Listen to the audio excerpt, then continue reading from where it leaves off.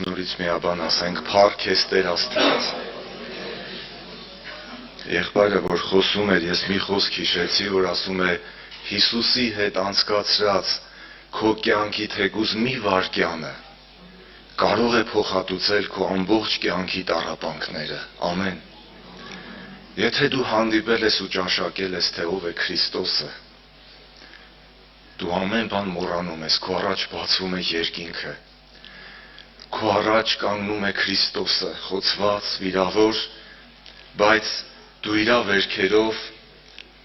բժշկվում ես, ազատագրվում ես եւ մեկանում ես իր հետ, զուլվում ես իր հետ։ Սա է Քրիստոս կյանքը, սիրելիներ։ Եվ ինչպես սկզբից քույրիկները երգեցին, այո, մենք Քրիստոսի արյան արժանիքով այսօր մտել ենք Աստծո սրբարանը, ամեն։ Սրբության սրբոցը բացվել է մեր առաջ, մտել ենք Աստծո սրբության սրբոցը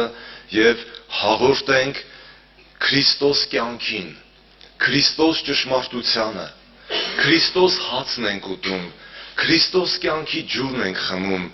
ով որ այս հացից ուտի, Հիսուս ասեց, հավիտյան պիտի ապրի։ Ես հարությունն ու կյանքն եմ, Հովանու 11:25-ում ասեց Հիսուսը, ես եմ հարությունն ու կյանքը, նա որ կենդանի է եւ ինձ կհավատա, նա հավիտենական կյանք կունենա, երբեք չի մեռնի։ Եվ մի ուրիշ տեղում էլ ասեց, այստեղ գտնվողներից ոմանք կան, որ մահվան համը չեն ճաշակի,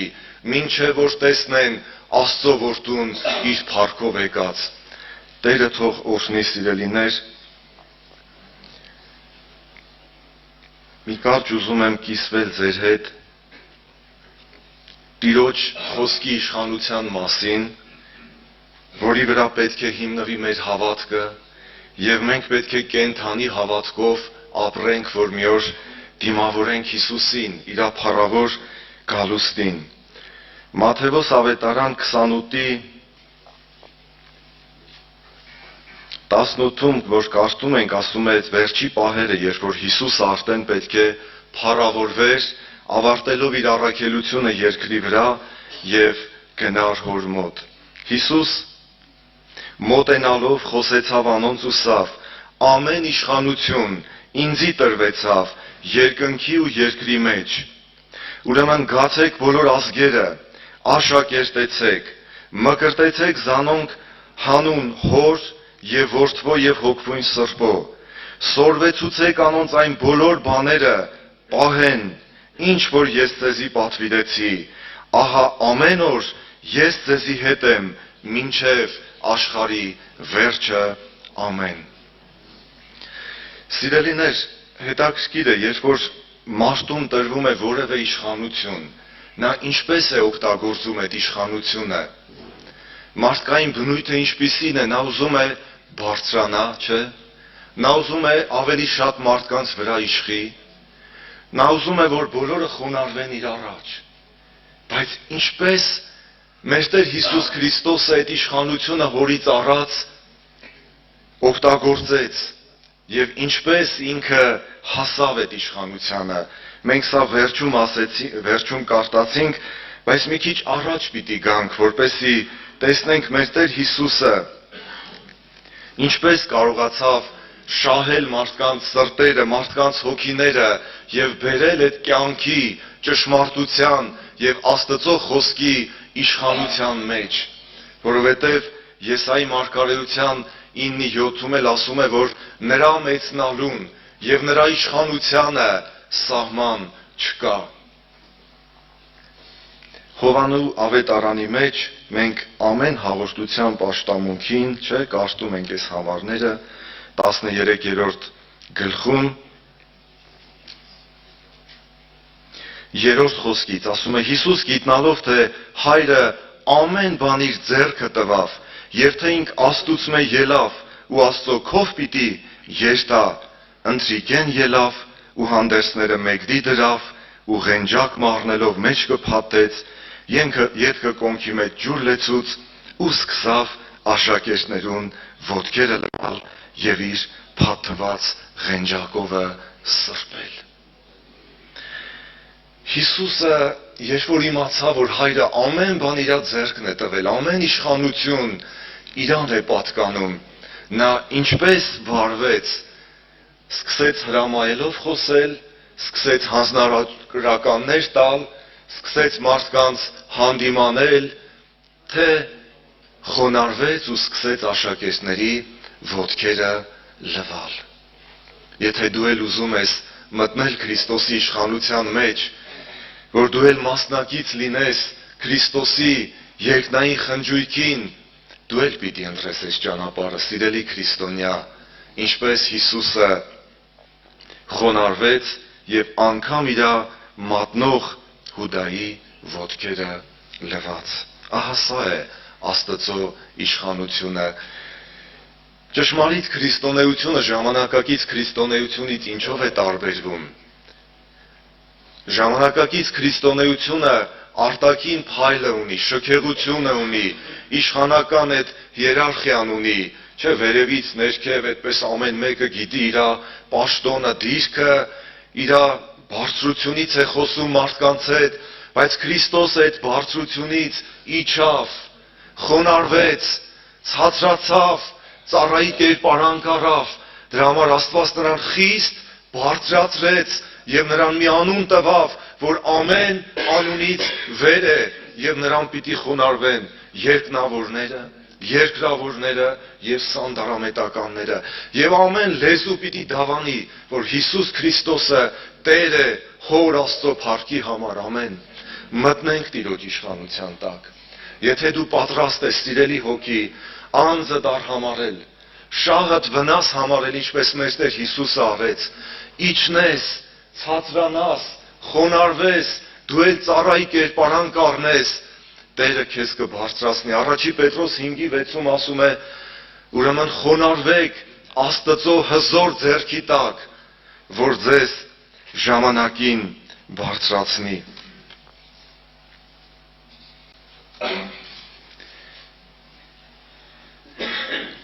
6-րդ խոսքից, Գործք 1:6-ը։ Անոնքալ մեկտեղ գալով, աշակերտները, չէ, եկան Հիսուսին, երբ որ Հիսուսը պիտի համբարձվեր, կհարցնեին իրեն ու կսեին. Տեր, Իսրայելի թագավորությունը այս ժամանակին նորեն պիտի հաստատես։ Ըսավ անոնց. ձեզ չի վերաբերիր ժամերը եւ ժամանակները գիտնալը, որ Հայրը իր իշխանության մեջ դրավ, բայց Սուրբ Հոգին ձեր վրա եկած ատենը զորություն պիտի առնեք ու ինձի համար վկաներ պիտի լաք Երուսաղեմի մեջ ու բոլոր Հրեաստանի ու Սամարիայի մեջ ու մինչև երկրի ծայրերը։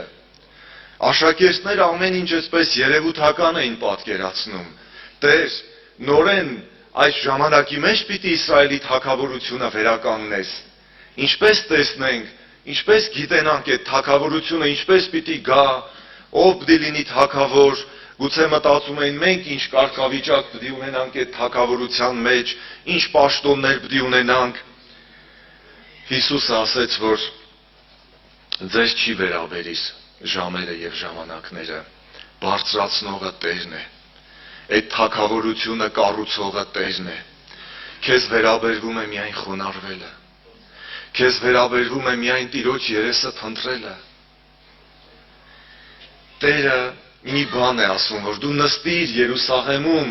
մինչև որ վերևից զորություն գա։ Սիրելիներ, այսօր շատ եկեղեցիներ, որ մենք եկեղեցի էլ անվանում ենք, այսպես չոր ու ցամաք են, երկնքի զորությունը չկա, Քրիստոս կյանքի զորությունը չի եկել, քարեղեն տաճարը կա։ Հիսուսը ասեց, քանդեք այդ տաճարը, ես 3 օրում անձեռագործ տաճար կկառուցեմ, եւ մեր Տեր Հիսուսը վշտերի տեր եղավ, ցավերի տեղյակ եղավ, նրանից երես դարձրեցինք, նրան արհամարեցինք, անարգեցինք, բայց այն քարը, որ շինողները անարգեցին, նա անկյունի գլուխ եղավ, պատվական վեմ եղավ, ամեն։ Եկեք այդ վեմի վրա կառուցենք մեր կյանքն ու ապագան, սիրելիներ։ Եկեք չհարցնենք այդ երևութական բաները ինչ պիտի լինի, երբ պիտի այդ թագավորությունը կանգնի, բա հետո ինչ պիտի լինի, դու ապրիր Աստծո մեջ, դու Սպասիր մինչև որ վերևից զորությունը գա, այդ թագավորությունը հաստատողը Սուրբ Հոգու զորությունն է, ամեն։ Փառավորվի նրա անունը, սիրելիներ, նա կերպարանք ու վայելչություն չունի։ Ժամանակակից քրիստոնեությունը ունի այդ կերպարանքն ու վայելչությունը, եւ շատերը գնում են այդ կողմը, ասում է, չէ, քամին որ կողմը փչում է, շատերը գնում են այդ կողմը, բայց երանի նրան, ով որ թեկուզ Հիսուսը չուներ կերպարանք ու վայելչություն, բայց Հիսուսի վերքերին ապավինեց, Հիսուսի ոտքերին փարվեց խոցված, ձեռքերը համբուրեց եւ գտավ փրկություն, սիրելիներ։ Մի վախնար փոքրիկ, հոտ հայրը հաճեցավ թագավորությունը ձեզ տալ, ուստի ծախեք ձեր ստացվածքները, ձեզ չհիննալու գանձեր դիզեք երկնքում, միք փնտրեք երկրի վրա պատիվ, փառք, մեծարանք, հարստություն, մինչև դու չզիջես, չխոնարհվես, Տերը չի բարձրանա քո կյանքում, չի առաջանա։ Մինչև դու չցածրանաս, Տերը չի բարձրանա քո կյանքում։ Հիսուսը ինչպես կարողացավ շահել աշակերտներին, խոնարհվեց անգամ Հուդայի ոտքերը լվաց, այդ աստիճան ցածրացավ։ Երբեմն մենք որ մի հատ վիշտ է, դժվարություն է, դառնություն է ճաշակում ենք, մենք երբեմն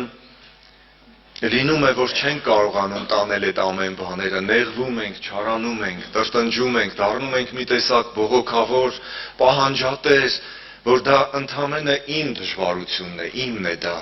բայց Հիսուսը եւ իրա համար կրեց այդ տառապանքները, եւ ամբողջ աշխարհի մեղքն ու տառապանքը իմ եւ քո վերցրեց իրա վրա եւ անտրտունջ մինչեւ վերջ գնաց խաչի ճանապարհը։ Դրա համար Աստված նրան խիստ բարձրացրեց եւ նրա մեծնալուն եւ նրա իշխանությանը սահման չկա։ Հիմա դու տեսնում ես որն է կենթանի եկեղեցին, որն է ճշմարիտ եկեղեցին։ Ներոն կայսրը հալածեց Քրիստոսի եկեղեցին։ Հիշում եք այդ դրվագները, չէ՞, Յոերտասի մեջ, բայց վերջում Յոերտասի վերջի տողերն է ասում է եւ անցավ Ներոնը, եւ անցավ ամբողջ մի դարաշրջան, բայց այսօր Սուրբ Պետրոսի տաճարը Վատիկանի այդ բարձունքի վրա կանգուն մնում է, դա քրիստոնեության հաղթանակն է խորհրդանշում, դա ճշմարիտ քրիստոնեության հաղթանակն է խորհրդանշում, որ քրիստոնյաները գազազած շների արյուսների երախն էին լցվում, բայց ինչպես ուրախությունով, ցնցությունով վազում էին եւ ընթառաջ էին գնում, ապշելու բան է, սիրելիներ, դու ուրախությամբ ընթառաջ ես գնում քո մահվանը։ Ահա սա է կենթանի եկեղեցին, որ կերպարանքը չունի, վայելչությունը չունի, որ մենք նրան անարգված համարեցին Քրիստոսին, բայց նույն Քրիստոսի վերքերով մենք բժշկվեցինք։ Ուզում եմ վերջին համարը Հայտնության գրքից կարդանք, Հայտնության 7-րդ գլուխ 13-րդ խոսքից, ու երեցներեն մեկը ինձ իսավ. ասոնք, որ ճերմակ հանդերձներ հագած են, ով են եւ ուշկեք ու գան։ Ես ալսյան որ Տեր իմ դուն գիտես, ըսավ ինձի, ասոնք են մեծ նեղություն են եկողները, որոնք իրենց հանդերձները լվացին ու զանոնք գառնուկի արյունովը ջերմկցուցին, անոր համար Աստծո աթոռին առջև են եւ իրեն կծառայեն ցորեկ ու գիշեր իր տաճարի մեջ եւ աթոռի վրա նստողը իր վրանը պիտի տարածե անոնց վրա, այսուհետև ոչ պիտի անոթենան եւ ոչ ծարավին, ոչ ալ արևը կամ տաքություն անոնց վրա պիտի ինքնի, վասնզի գառնուկը, որ աթոռին մեջ է, պիտի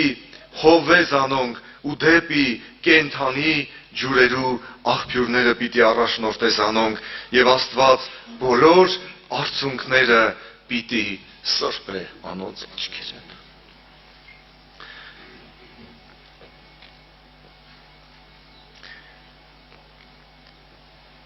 Երանի են քրիստոնյային, որ լացով ցանում է ամեն օր։ Ով որ անհոգության չի տրվում, չի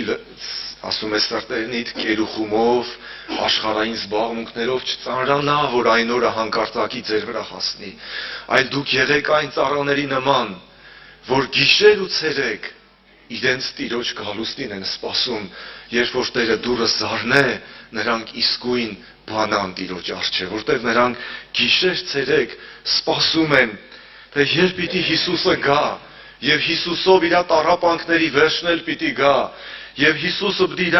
այդ խոցված վիրավոր ձեռքերի մեջ, որի մեջ կտեղավորվի ամբողջ աշխարհը, կվերցնի, կփաթաթի, կգուրգուրի, կսիրի եւ հավիտենական երանություն կտա, ով է հավատում այս ճշմարտությանը։ Կանգնենք աղոթքի, մեր սրտերը բացենք իր առաջ, հոգին ու հարսը կսեն եկուր, եւ նա որ կլսե թող ասե եկուր, եւ նա որ կուզե թող գա, եւ կենաց ջուրը թող ծրի առնե։